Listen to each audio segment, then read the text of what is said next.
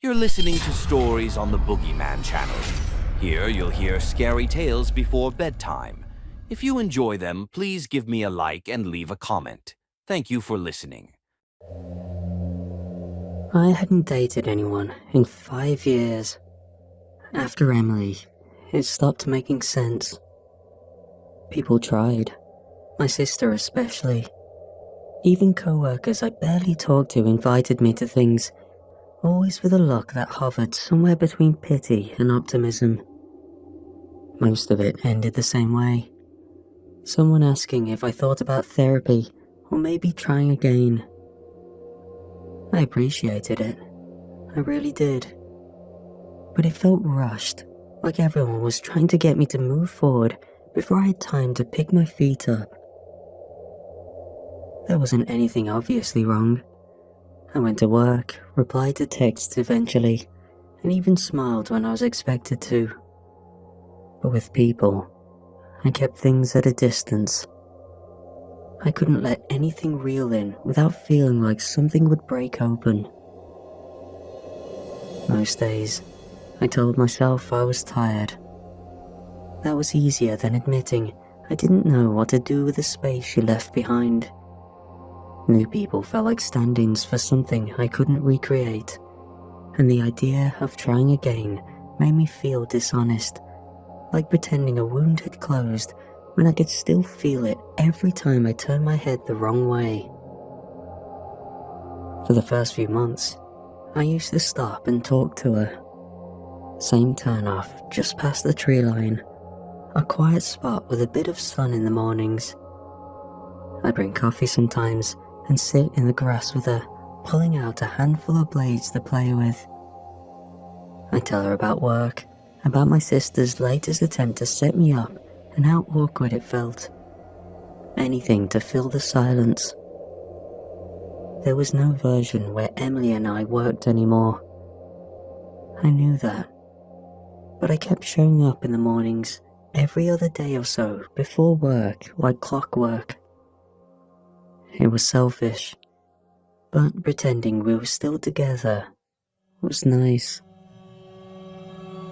Eventually, I stopped meeting up with her as often. My therapist said that meant I was starting to move on, and it was a good sign I didn't feel the need to talk every day. I didn't argue, but some mornings on the drive to work, I'd catch a glimpse of her on that stretch of road and instinctively ease off the gas, just slow down enough to see her. Then, I met Claire. We were both invited by mutual friends to a backyard barbecue in late spring. I was leaning against the fence with my phone in hand, pretending to check something, when she walked over and asked if I always looked that bored or if tonight was special. I told her I was trying to figure out the exact minute it'd be socially acceptable to leave. It was meant as a joke, but it was also true. And something about that made her let out a snort laugh, sharp and unexpected, like she hadn't meant to let it escape. I remember thinking that laugh was the first honest sound I'd heard in forever. We spent the rest of the night orbiting around the usual small talk without ever landing in it. We ranked fast food fries, debated the worst gas station snack, and traded the craziest things we'd overheard in public. When it got too cold, she handed me a number and told me to call her when I was ready. I said I would. And I did. It started slow. Coffee, which turned into a couple of drinks, and walks that turned longer than we meant them to. Nothing forced. Being around her felt easy in a way I didn't expect. By the third month, I caught myself doing things without thinking, reaching for her hand, leaning in close to say something dumb just to make her laugh. I wasn't floating anymore. I was there. Claire never asked for context. She just left space for me to figure it out on my own. I think she knew I was still mentally sorting through things, I didn't tell her about Emily. I wasn't ready. It didn't feel right to bring up old relationships when something new was just starting to feel stable. And even if I had, I wouldn't have known where to begin. Not long after, I moved. Not just to get closer to Claire, though that was part of it. The job was better, a quieter place, better pace, less noise between the hours. But if I'm honest, I think I just needed something that felt different, somewhere new to wake up, somewhere she hadn't been. Claire helped with the boxes. She unpacked the kitchen while I stood in the living room, hands on my hips, staring at a blank wall like it might tell me something about the version of myself that was supposed to live here. At some point, she called out from the other room, "Hey, is this yours?" I walked into the hallway and found her kneeling by an open box, holding a photo album I hadn't seen in years. The cover was worn soft at the edges. She opened it without waiting, flipped through a few pages. "Is this your awkward phase?" she joked, holding a photo of me at maybe 20. I smiled, kind of. Something like that. Then she turned the page. There was a picture of me and Emily, one I didn't remember packing. Claire didn't say anything for a beat too long. Her eyes skimmed the page, then flicked up to mine. I knew what she was going to ask before she did. But instead, she closed the album gently and set it aside. "So, I'm guessing she's not your cousin," she said, half a smile tugging at the corner of her mouth. I didn't say anything. I didn't need to. Whatever reaction crossed my face must have told her enough. Claire's smile faded just slightly. "You want tea or coffee?" That was it. No pressure or push, just a soft pivot back to the kitchen. She understood that she brushed up against something and decided to leave it alone until I was ready. I liked that she didn't push. The playlist showed up the morning after she stayed over. We were both running late. She took the first shower while I stood in the kitchen, half-dressed, scrolling through my phone while the kettle heated. It was there, at the top of my homepage. A new playlist. You remember us, right? At first, I thought it was one of those auto-generated nostalgia things. Spotify does things like that sometimes. But there was no thumbnail, just a collage of art albums I didn't recognize. I hit play. The first track was quiet, with soft vocals and slow guitar. Nothing I could name, but the melody felt like something I'd heard once in the background of a coffee shop. I let it play while I ground the beans and filled the press. Then, the second song started. I was leaning on the counter when it hit me. It wasn't just familiar. It was hers. Emily's. One of the ones she used to hum without realizing, tapping a foot against the dash. I hadn't heard it in years, but the second it played, I could feel it in my chest, sharp and too sudden. I reached for my phone, thumb halfway to skipping. Claire walked into the kitchen just then, towel wrapped around her, hair damp and clinging to her neck. "Oh, I love this one," she said. She brushed past me and nudged my hand away like it was nothing. "Go shower, you're gonna be late." I hesitated. Then I handed her the mug, took my phone with me, and set it on the bathroom sink. I stepped in and let the hot water hit my shoulders. But something about the song stuck behind my ribs. That second one was hers. Then, the third track started. And that was it. The song Emily and I joked about getting married to. I pressed my back to the tile and slid down until I was sitting on the shower floor. The water was too hot, but I couldn't move. That third song pulled something up I'd kept buried so deep I'd started to believe it wasn't there anymore. My chest tightened until it hurt to breathe, and I just sat there, knees pulled in, while the water ran over my face like it might wash something out of me. I let it happen. I let it break through slowly and quietly until I managed to pull all the pieces of me back together. When I finally stepped out, I checked the playlist with a kind of quiet dread. It had been created that morning, which was impossible. Sure, Emily and I used to share a Spotify account, but that was years ago now. Seeing her name tied to something new still pulled at something. And for a second, I caught myself wondering if she knew about Claire. Once I realized what I was asking, I let out a low, tired laugh. Not because it was funny. It was just one of those reactions you can't control when something hits in the wrong way. It settled in my chest and dragged up guilt. And it stung. I'd moved on, and I hadn't seen her in a long time, and even though I kept telling myself I had my reasons and that it was healthy, they didn't feel like enough anymore. I don't know what shifted, but suddenly, it felt like I owed her something, that I betrayed her. For the first time in a while, I felt like I needed to see her again.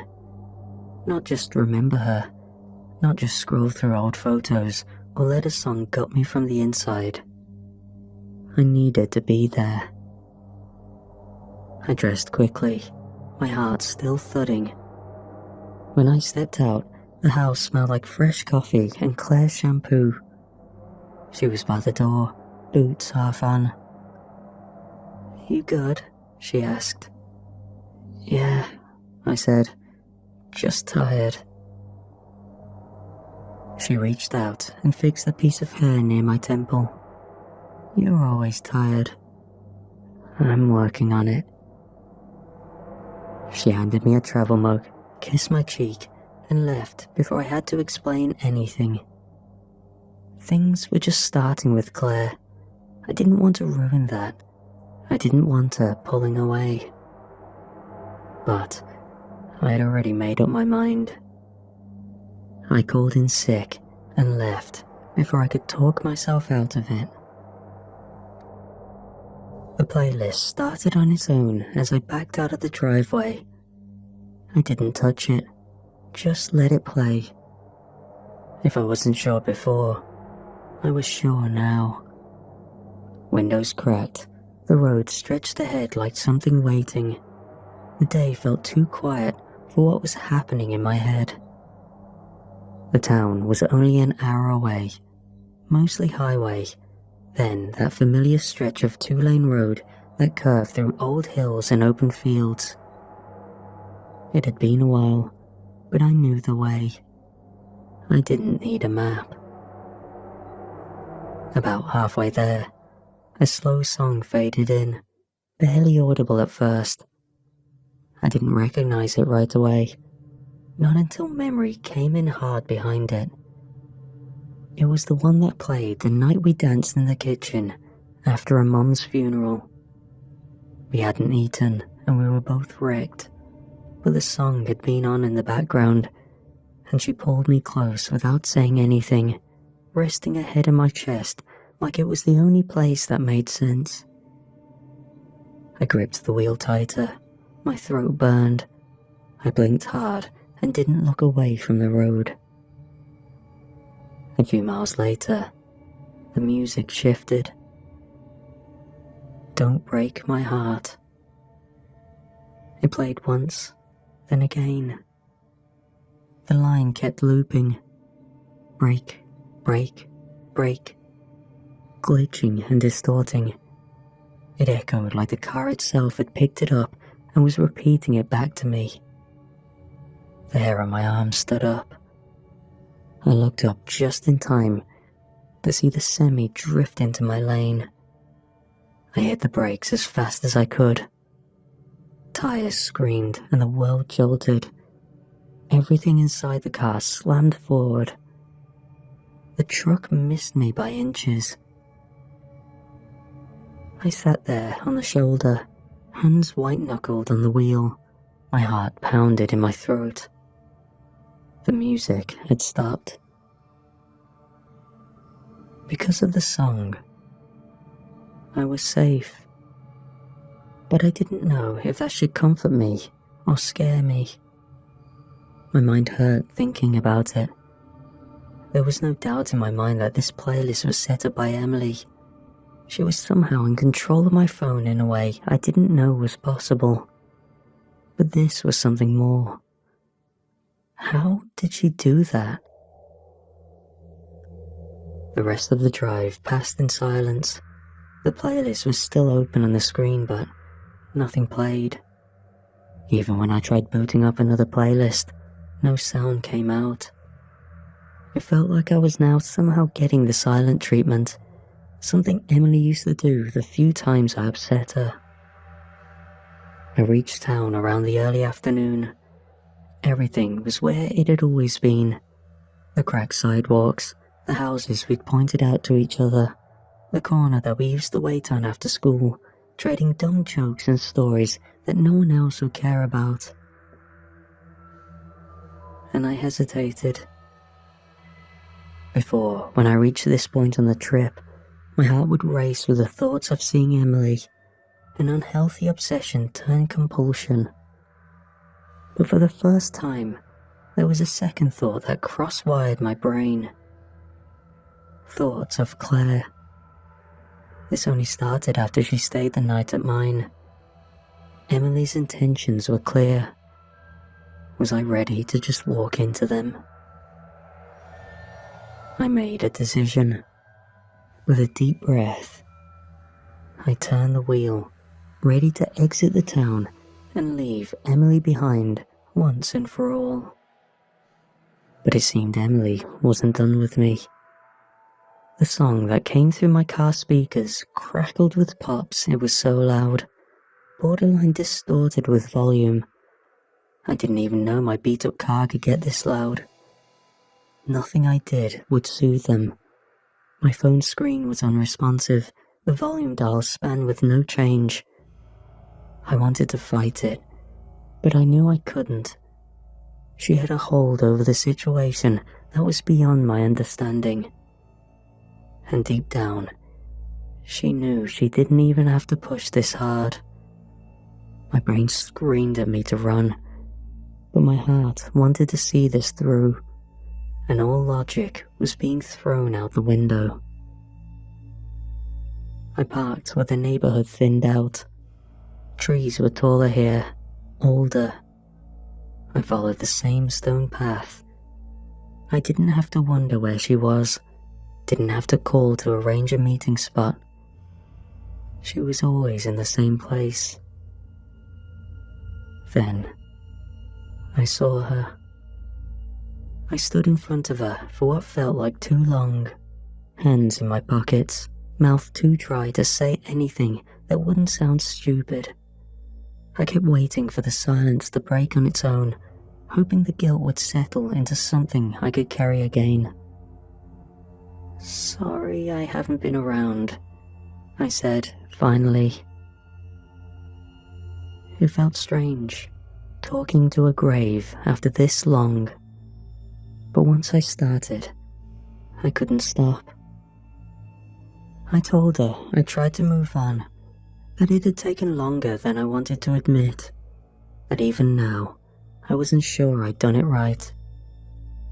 I said her name a few times, just to feel the weight of it again, but it felt foreign. My nose stung and my eyes burned. I bit down hard just to hold myself together. And then I told her about Claire. She probably already knew, but I gave it to her straight, a formal introduction. It felt right to say it out loud. You probably wouldn't love the idea, but Claire makes me happy, and I need that. I need something real, I said. But it hasn't stopped me caring about you. It never could. But holding on the way I had, it started to feel more like a weight than a memory, I added. I know you're upset, I said, and maybe this won't help, but I hope it at least makes sense. I miss you. I always will. I was broken without you, but I'm finally getting better. Just as the words left my mouth, I started to hear something. It's been so lonely without you here, like a bird without song. It was a song coming from my phone. I didn't start it. I hadn't touched anything. The voice was unmistakable. Sinead O'Connor. The track was Nothing Compares to You. Emily used to play it when she thought I wasn't listening, humming along under her breath in the kitchen while she moved between cabinets like the whole house belonged to the rhythm. Nothing can stop these lonely tears from falling. Tell me, baby, where did I go wrong? I tried wiping my face, but it didn't do anything. I thought I'd cried it all out in the shower that morning, but the tears didn't slow. They kept coming, slow and hot. No, it wasn't you. I just thought staying away was helping. Everyone kept saying I needed space, that moving on meant not looking back too much. I rubbed at my eyes. But I should have come sooner. I should have done this my way. I thought I was healing, but really, I was just avoiding you. The chorus played again, quieter now. Just the voice and the wind and everything I hadn't said in a long time. Look, I'll visit more, I said. Not just when I'm falling apart, not just when I miss you. I'll give you updates on my life, even the boring parts. I let out a sob chuckle at that.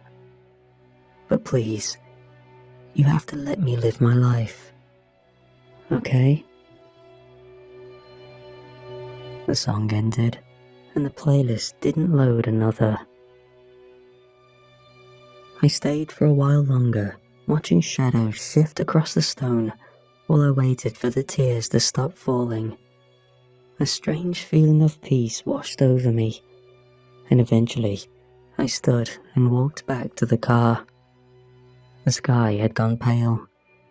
I didn't know if anything I said had mattered, but it felt like something had let go. The drive home was quiet. The playlist never started again. I left my phone silent in case it ever did come back on. Part of me wanted to hear from Emily again. Little flashes of her kept cutting through. Her laugh, the way she held a mug with both hands when she was tired, how she used to steal the covers and pretend she didn't notice. She hadn't been trying to break Claire and me up. She was just lonely. When I got back, I texted Claire. Just a simple, I'm home. I didn't trust myself to say more than that. She called a few minutes later. Her voice was soft and steady. She didn't know anything was wrong, but something bubbled deep inside me. But I told her anyway. I sat on the edge of my bed and said everything I'd been holding in, about the playlist, the drive, the songs I hadn't heard in years. About Emily. About how long it had taken to feel remotely normal again, and how, even now, I wasn't sure what that meant. I told her what she meant to me, that I didn't know if I was doing this right, or if I ever would, and that I love her. Claire didn't interrupt, and when I finished, I felt lighter. For the first time in years, I felt understood, like someone else had seen the whole mess of it, what I'd lost and still carried. And she didn't flinch. She welcomed me. I could breathe again, because I wasn't holding that weight alone.